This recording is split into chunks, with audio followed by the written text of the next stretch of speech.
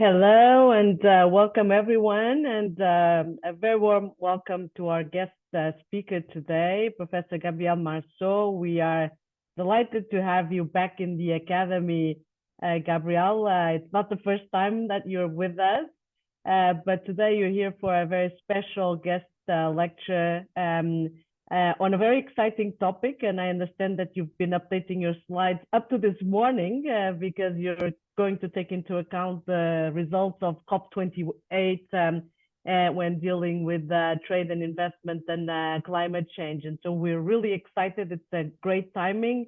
We understand that we needed to reschedule this lecture, but it was even fortunate that we're able to take into account the results of COP28. And we're very thankful also to our participants for your flexibility in joining today. I know it's double booking this morning, but I'm very glad that we're able to reschedule this lecture. So Professor Gabrielle Marceau, she is a senior counselor at the research division at the WTO Secretariat, and she's been working intensively since the foundation of the WTO on legal issues related to trade. She's also professor of international economic law and international trade law at the Geneva University. And so we are delighted to have you, Gabrielle, on behalf of Nilofer of the Academy and the participants. Thank you so much for taking the time to speak to our participants today. And we will have your presentation, and then we'll take a few questions from participants. So the floor is all yours, Gabrielle, and thanks again for being with us. Thank you, Patricia. Thank you for including me. I'll jump immediately sharing my presentation. It is indeed a very lucky, do you see it well, lucky day, because COP finished last night. And until this morning, Patricia, who's assisting me, we were revising the slide to share with you the most update aspect. So let me see now. Okay, I'm trying to see whether, so that's, you all know that, we all know that climate and trade are interrelated. For the first time this year, there was a trade day at COP, in part, I think, because so much has been done in the last year or two at the WTO in the context of trade, the context of green transition, etc. It's important to remember that contrary to the GATT, in the preamble of the WTO, sustainable development is now a goal of the WTO, and the panels and appellate body disputes context has offered the occasion, as the appellate body said, to make U-turns on past cases and use the principle of sustainable development to interpret things differently.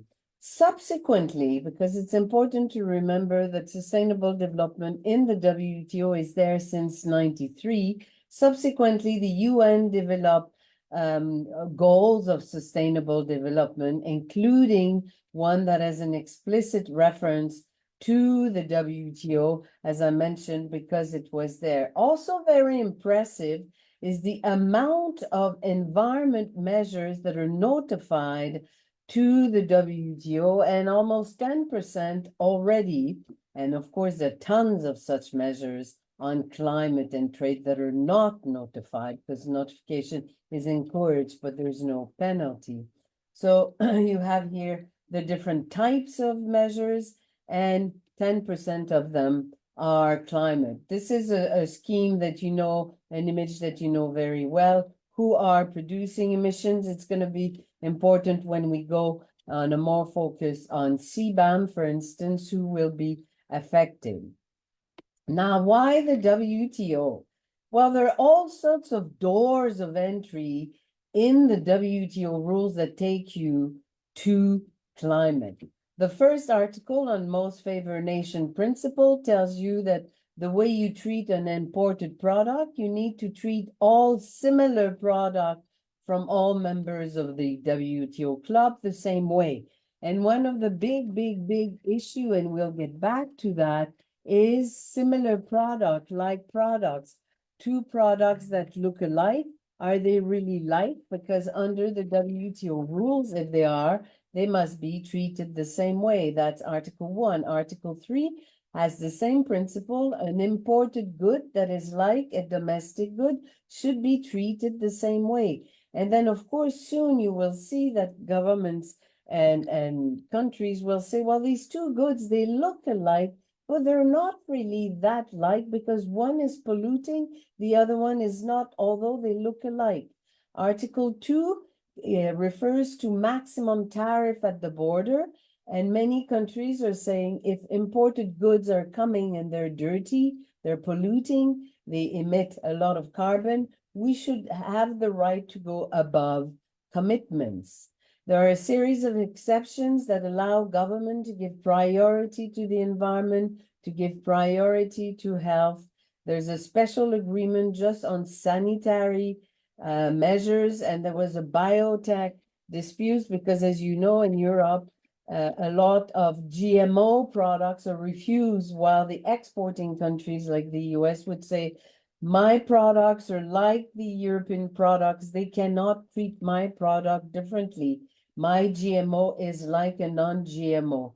Also very important, the TBT agreement that is about standard and that contains a fundamental principle in the context of climate and trade, principle that says that when a government respects an international standards, and these standards lead to trade restrictions, it's fine. The measure of the government following an existing international standard is presumed to be WTO consistent.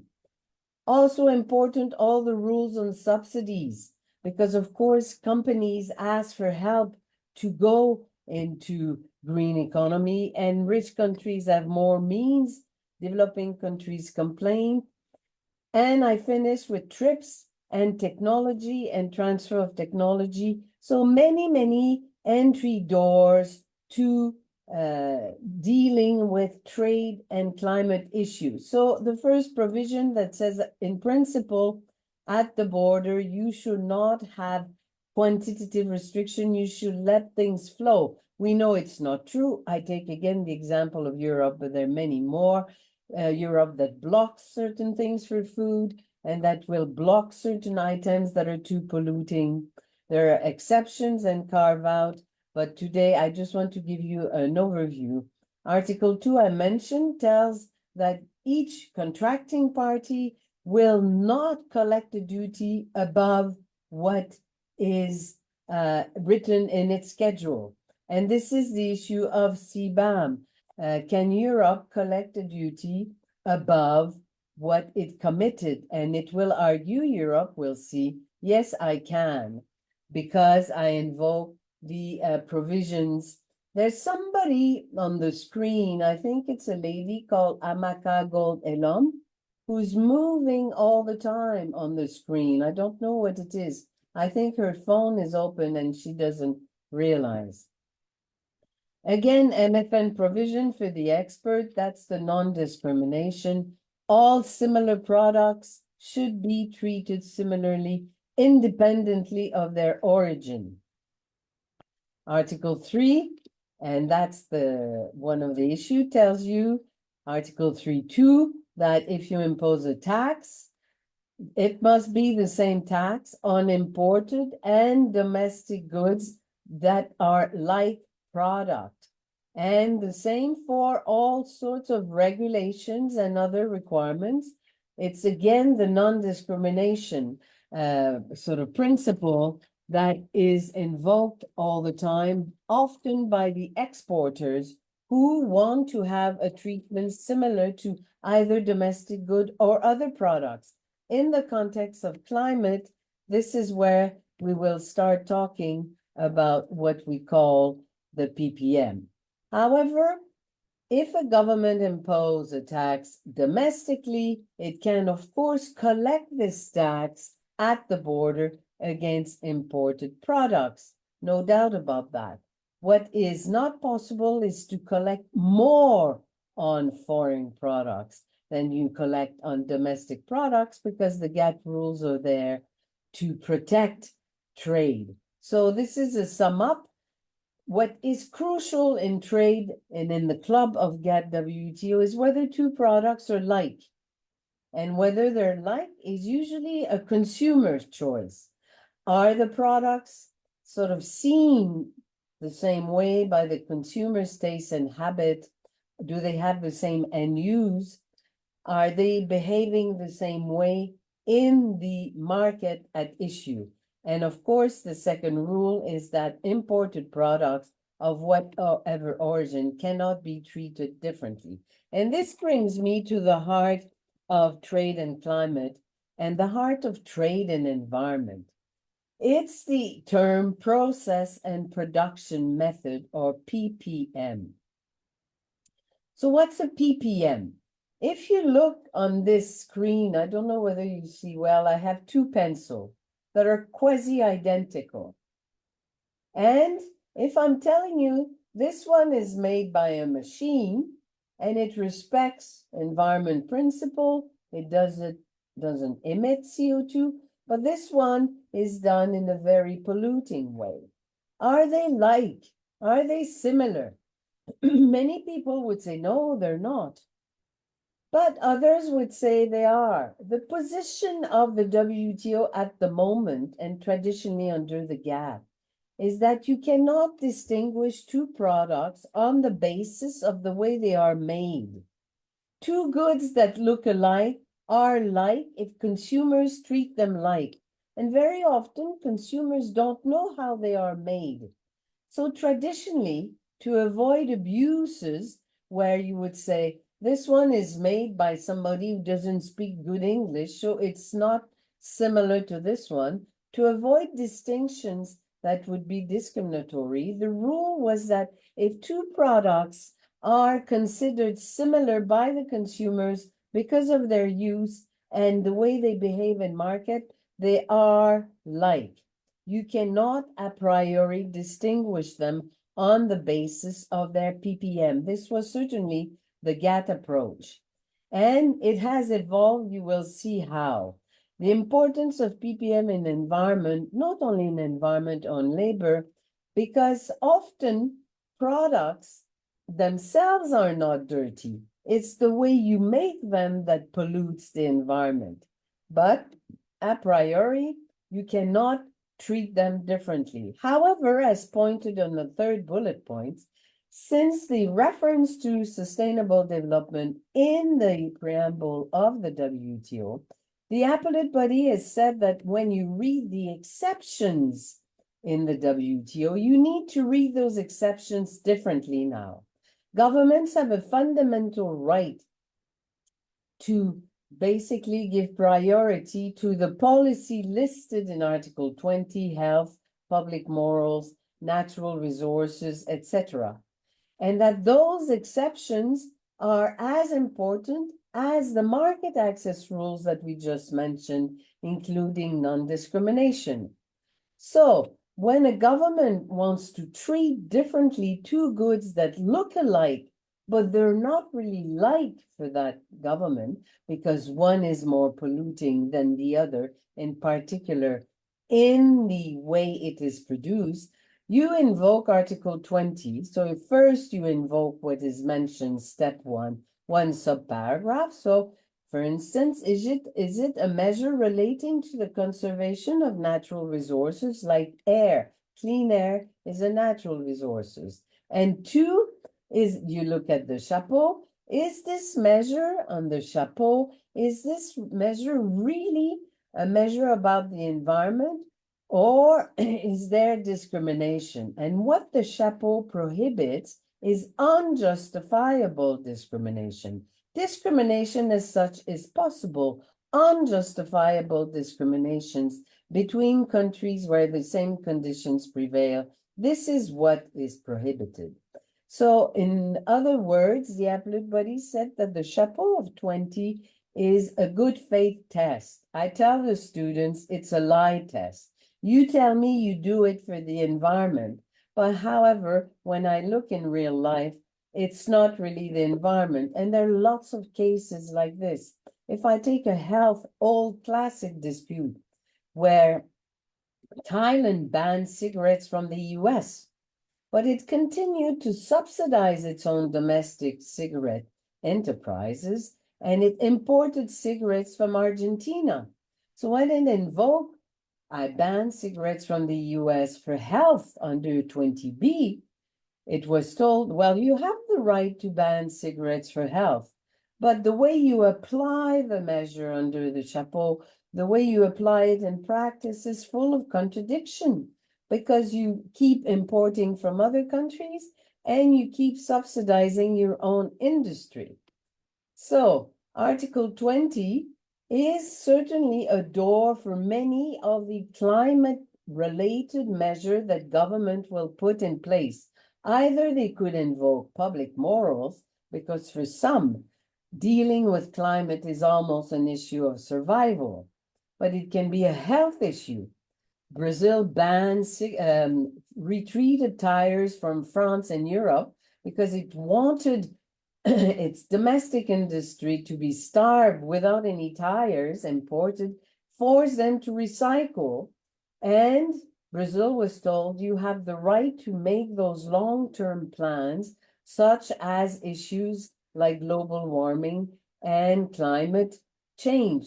So there were also other disputes about renewable energy, etc. And there's a lot of flexibility now read in 20. For instance, natural resources, the appellate body said, when you read this term, you need to read it today, not 70 years ago when it was written.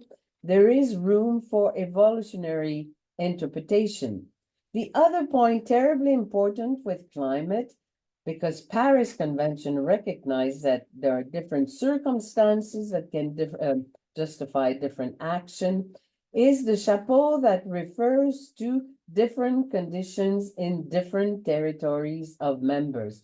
That is, treating similarly countries that are different is discrimination, and treating dissimilarly countries that are the same is discrimination. So it's very much factual. The last point is the last bullet. What the case law has explained is that when an importing country requires climate action from an exporting country, all it can require, especially the exporting country, is a developing country, is that the exporting country acts in a manner of comparable effectiveness. So in the shrimp case, where the US said, I want to accept importation of shrimp only from countries that fish shrimp in a manner that doesn't kill turtles, which is a PPM, the way you fish shrimp without killing turtles. All the shrimps are the same, independently of the manner they're fished. The US was told you can require that exporting country deal and are careful of turtles and don't kill turtles, but you cannot tell them how to do it, what net to use. All you can require is that they act in a manner that will protect the turtle in an effective manner, as effective as what the US has in its policy, but not necessarily exactly the same way. There's another very important agreement that is the TBT agreement, and the TBT agreement, interestingly, covers PPM. There's all sorts of debate, so a technical regulation is defined here as product characteristic and their related process and production method, as well as symbol, packaging, marketing, labeling, as they apply to a product, process, and production method. So the PPM, they're different form, whether they are reflected in the product or not. PPM are governed by the TBT, and what is especially interesting is the new test that the appellate body has developed, because 2.1 of TBT repeats non-discrimination, and therefore TBT tells you, again, you cannot give a treatment less favorable on imported product that you give to domestic product. But the test that was developed that opens the door to a lot of policy space for government to act on climate under TBT is that the test is the following.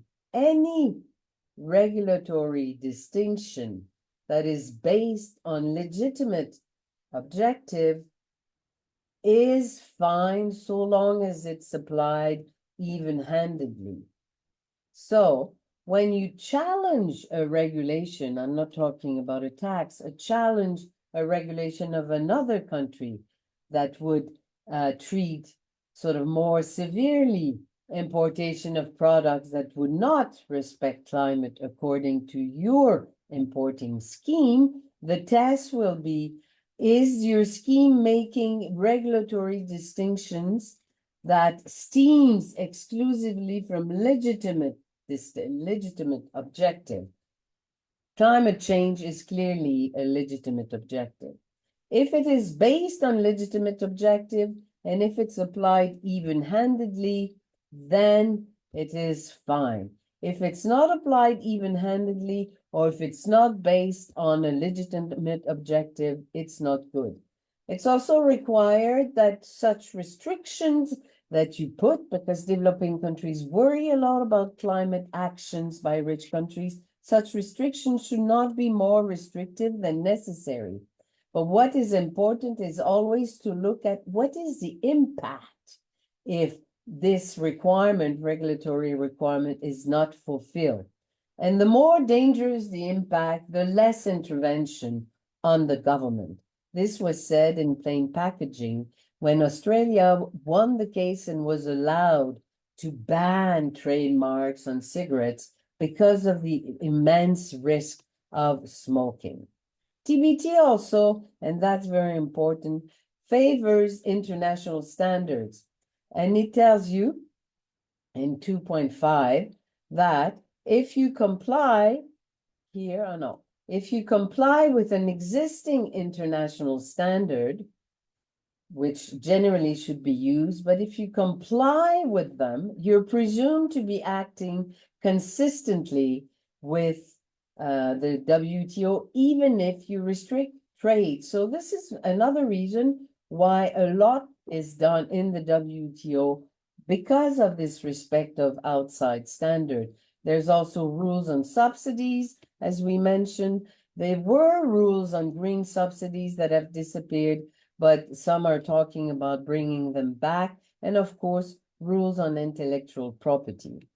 Now, I want to show you the result of last year's ministerial decision in June, where 164 countries agreed on 9 decisions. And interestingly enough, never you would have had that before. The first paragraph of the outcome document refers to sustainable development, which is something quite unique.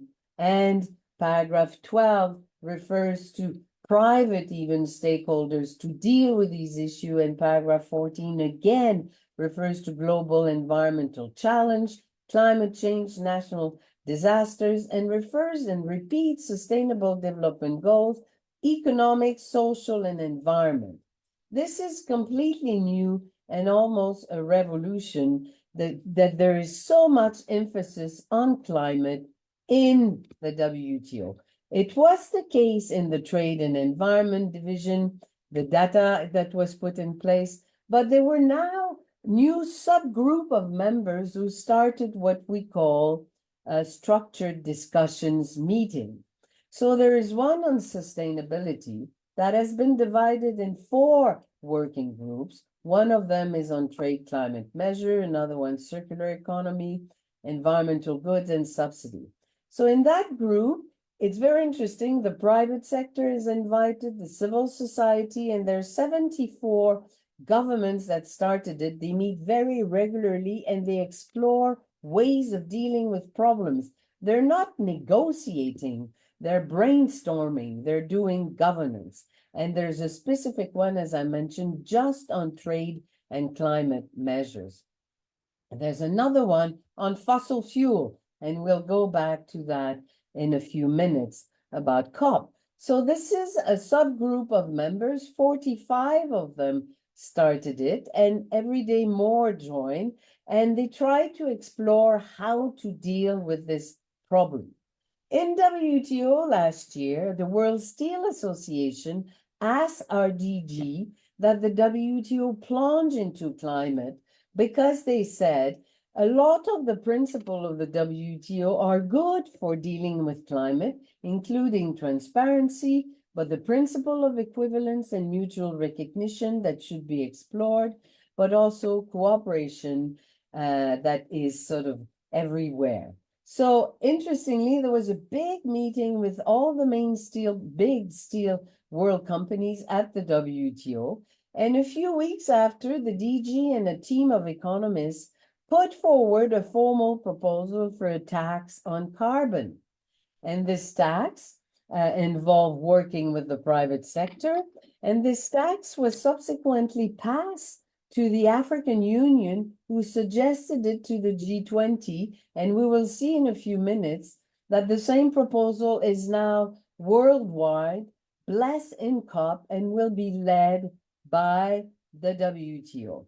You should be aware, and I'll be very quickly, that there are all sorts of very interesting proposals on climate at the WTO. Proposal for China that the CBAM itself be discussed as a model. Other countries having difficulty with CBAM, but proposing sort of principles. You see, for instance, Colombia proposing principle that should be used for any climate action at the border, etc. EU proposed that the Committee on Trade and Environment becomes the real deliberative committee to discuss all actions on climate and trade principally. Other proposal, of course, by African countries, putting more focus on different conditions in different countries, that is more space for development in all those. And look at their nice list of principles proposed by the African countries that should inform actions by government. There are, of course, a lot of trade and climate actions outside the WTO. I just mentioned the test principle. I was involved in that for discussion, more the legal principle.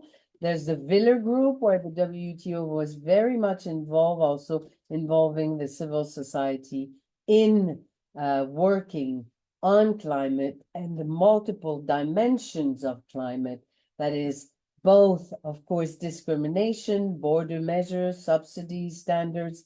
There's so many dimensions of international trade that are directly relevant to sustainable development and to climate.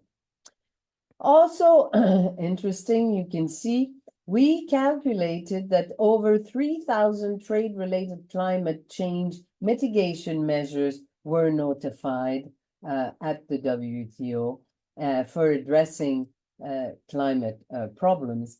And there were also sort of short-term, long-term. Very recently, India reacted to the European measure on CBAM in proposing its own action that would sort of mitigate the impact of CBAM, forcing governments to talk about it. And I'm telling you, in the last 2.5 years, climate is discussed everywhere in the WTO, in every single of the 30 committees at all levels, informally and formally. And this is probably why it was decided to have a COP trade day, because climate was discussed in the WTO. It made sense to discuss trade in the climate forum. But you're also aware of other initiatives that are listed below, the club idea and the inclusive forum, etc. There are all sorts of proposals. The Nairobi Declaration has led to this proposal that went to the G20, etc. Also challenging are the new form of agreements that are not free trade agreements, pure, that are not sort of treaty, but they are sort of arrangements, initiatives in between sub-countries big and less big, small and less small, about trying to make efforts to change and improve the climate situation vis-a-vis trade. So trade is not only about import and export and making money. Trade is about going across border. So as soon as you think of a cross-border, I will need to export things in one or two countries, or I need items. And this became very obvious during the pandemic with the vaccine. All the issues came to the WTO because countries started blocking masks, blocking vaccine, blocking items to form vaccine. And they brought the discussion to the WTO because of this cross-border dimension. So this is why these issues come here. Now, COP, the very first day of trade, the WTO put forward its 10-point, the toolkit, 10 actions. If you go into it, you will have the details. They should be there. 10 actions, so trade facilitation, government procurement, certification service, actions that would help climate that are basic trade actions. There was another package, extraordinary package, of the steel industry and governments agreeing on methods to produce steel that would be the best, to avoid fights between and comparison and equivalence, and finally a report on hydrogen, the brown hydrogen and the green, how to deal with that. So these are really trade and climate sort of actions, but there are also pure sort of actions from the global stocktake text. So that's what I was updating this morning, because for the first time, there's a text where governments agree to transition to fossil fuel. Never we had that before. Accelerating this in a critical period. These are not legal commitments. They're part of voluntary commitments, a bit like the Paris Agreement, but at least the wording is mentioned, the commitment conceptually is there. At the same time, the WTO DG gave a famous, huge speech where she put a lot of emphasis on the bad impact of fossil fuel, where she said that it's important to discourage fossil fuel and subsidies for unsustainable agriculture practice, and we should rather favor the good subsidies. Rich countries use a lot of bad fossil fuel subsidies, and the money invested should be redirected to the loss and damage fund, for instance. The need to harmonize policies so there's no fragmentation in standards. WTO and FAO also signed an agreement on agriculture and climate change. And importantly, the OECD, IMF, WTO, and World Bank set up a new task force to try to find a famous price to climate and methods of pricing carbon. And this, interesting enough, is by IGOs, but will be led by the WTO economic sort of experts. There's the German Climate Club that starts also, and very good, the commitment to triple renewable energy capacity within 30 years, reducing bad actions.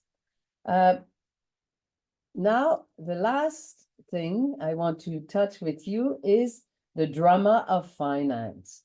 Governments promise money, but they don't deliver. And more importantly, as mentioned, there are battles as to whether what rich countries say they do is really what they do. Because often they give loans, and this amount of loan is considered a donation. And the amounts are, of course, growing in needs and importance, but not growing in actual sort of donation.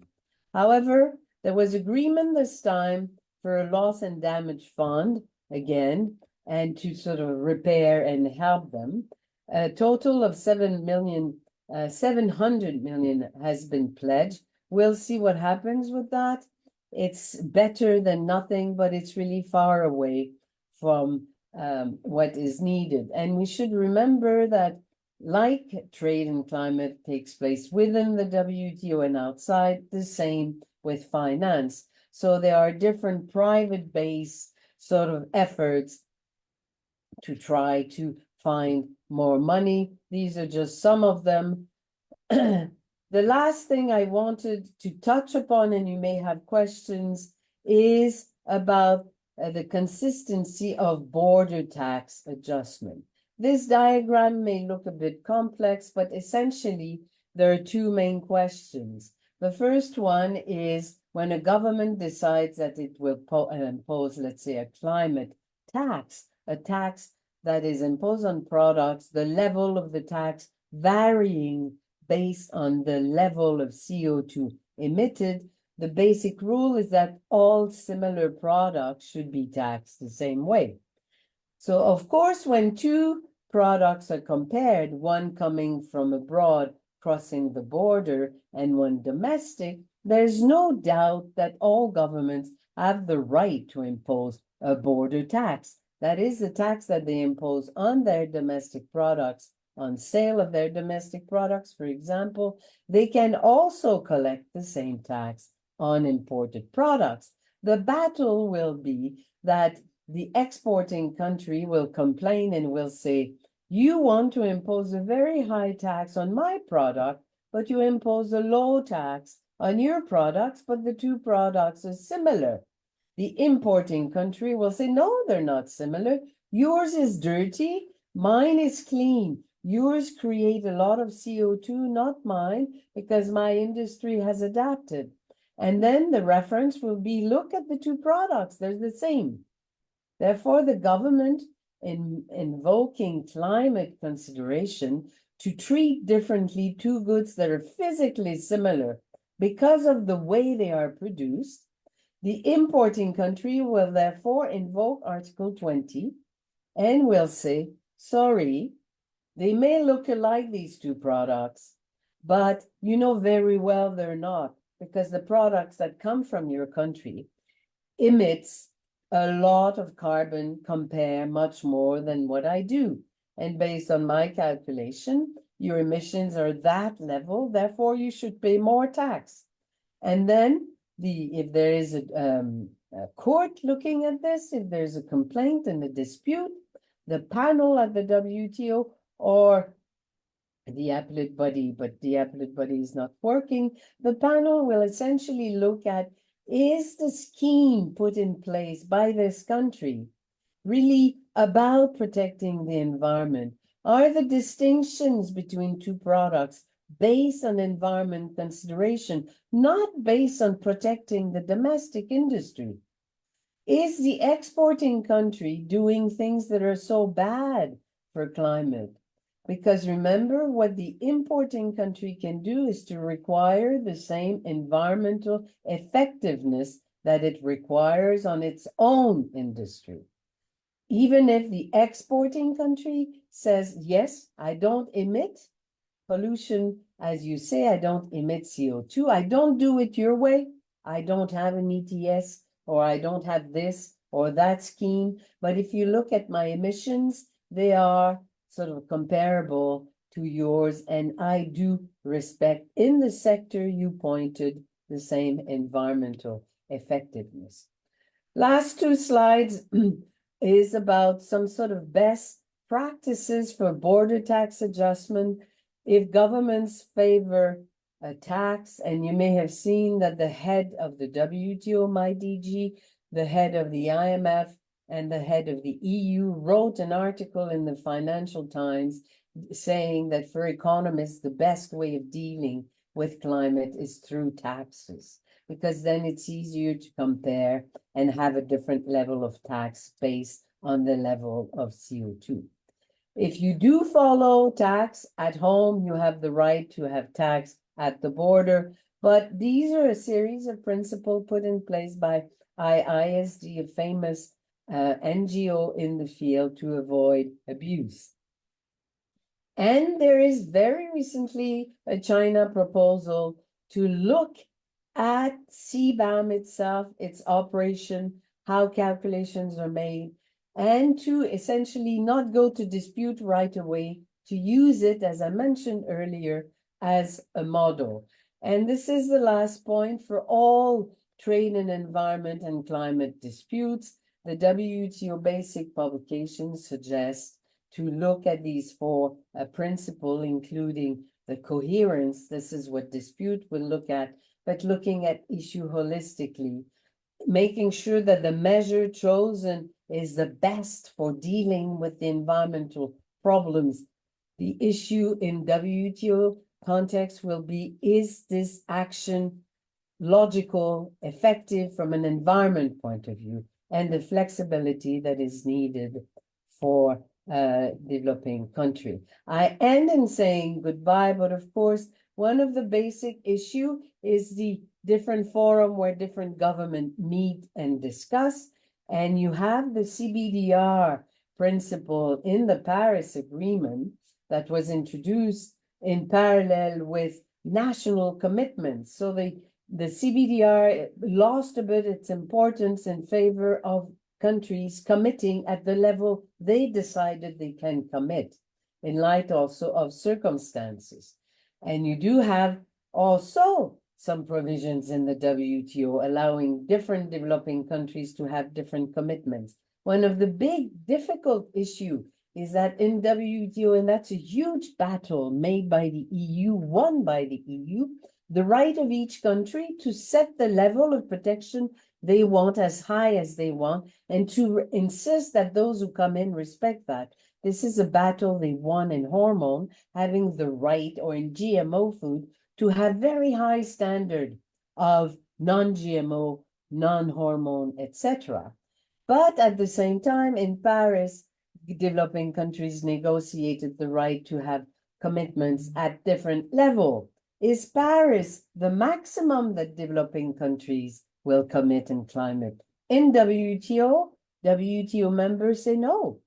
This is Paris, this is one forum, there are other forums. In WTO, would EU argue, for instance, I have the right to require that level of zero emission in certain sector. Whether the developing countries are obliged to follow the manner in which it's done is not simple, but this is a beautiful, maybe I should not say beautiful, an example of conflict between treaties. Nonetheless, the efforts at the WTO and with COP Day on trade is the other proposal of EU, deliberative. We need to talk and find solutions and not use dispute. So I'll stop here. It was a bit quick, but we had little time and I wanted to share all this with you. So let me stop sharing and maybe you have questions.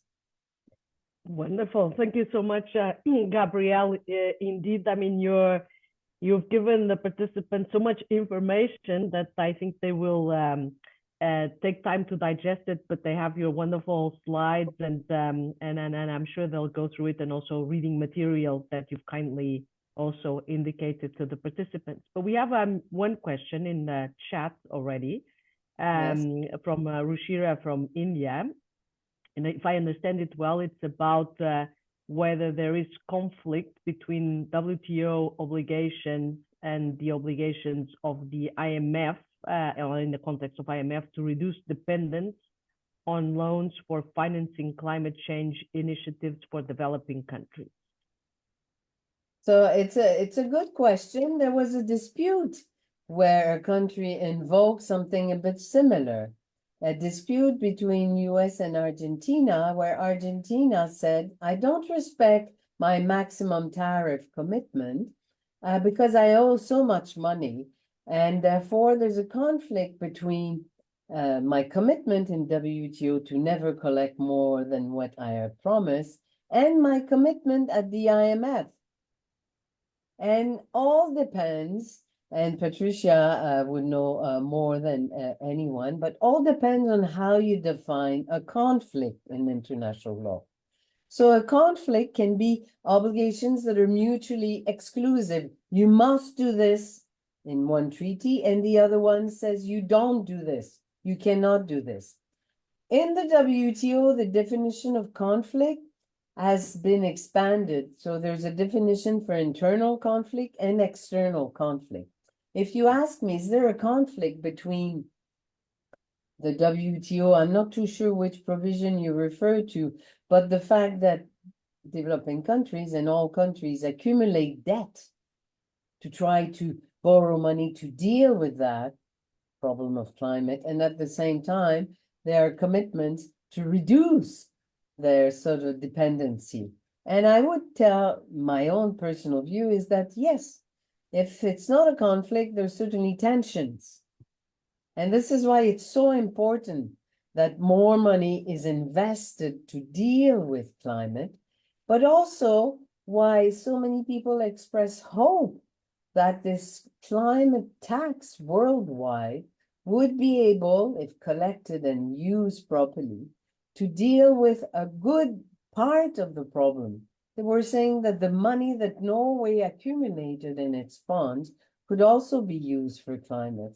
So are there conflicts? We would need to examine more clearly which provision you claim is in conflict with others. But there's certainly, you're right, tensions between the fact that you need money to deal with a problem, and at the same time, you should reduce dependency on loans.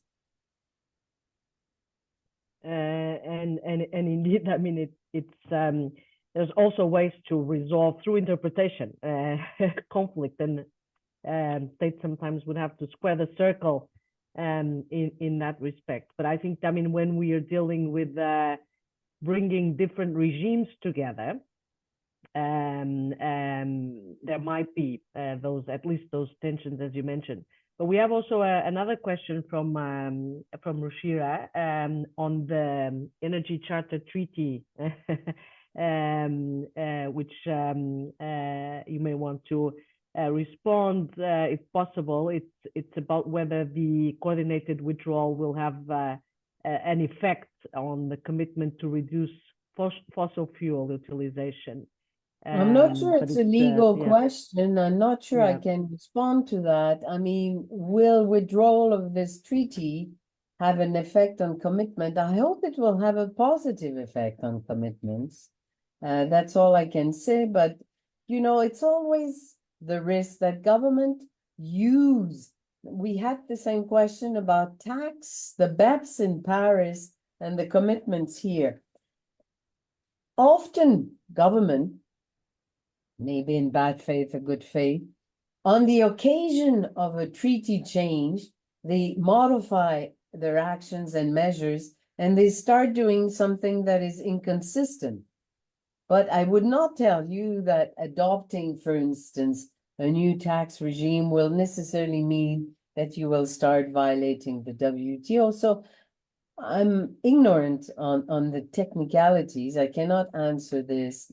The energy charter, whether withdrawal will reduce both dependency on non-renewable energy, or whether it's going to be positive. I just hope it's positive, because it's really for everybody that the transition to green economy is a must. It's not only for some, it's for future generations. I don't know, Patricia, whether you want to add. No.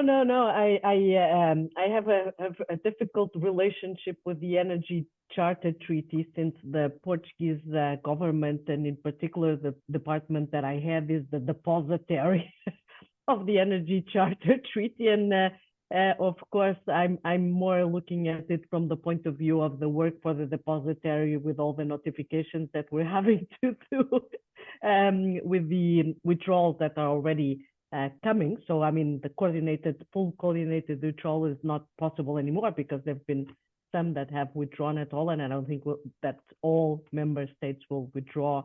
But I guess politically, the idea and the pressure on the withdrawal of the Energy Charter Treaty is precisely because of the transition to other types of energy, and yeah, exactly. So I think that we don't have any more requests questions on fossil fuel. I think we'll have to see, you know, Patricia was mentioning, we changed the slide this morning. You saw in the press 2 days ago, no reference to fossil fuel. It was a scandal. Then there's this reference that is sort of not fantastic, but soft and part of voluntary commitments. I'm an optimistic and I'm a lawyer. So I would say this is a plus compared to what the situation was 2 days ago. Is it enough? Oh, clearly it's not enough. And this is why actions like Patricia and her institution, we need to keep talking about it, complaining about it, writing about it. We don't do it enough. And, you know, things that were the PPM issue, when I started at the WTO 30 years ago, it was illegal. You could not even mention the word. You could never, because, and rightly so, developing countries said, these are distinctions that rich countries invent just to protect their production. And when I start the course to my students, I always say, you have two identical products, identical. One is made by somebody who speaks good English. One is made by somebody who doesn't brush its teeth. These are all abusive distinctions, of course. They are abusive. But the issue was not possible. And now you have treaties, like the recent treaty between Indonesia and EU, where PPM is mentioned word for word. The way things are grown is the criteria for distinguishing them, giving them different treaty. And now these issues are discussed very clearly in committees. And of course, it's better to discuss because then it becomes multilateral than unilateral. So I believe in evolutions, and I believe that fossil fuel and all the pressure from everywhere will push things for the best. Thank you. Thank you. Thank you so much, Gabrielle. And indeed, I think, I mean, it's quite symbolic that there was the first trade day at COP. I mean, it's a recognition that the two systems also need to work together and build on each other. So with this, again, thank you so much for sharing your expertise and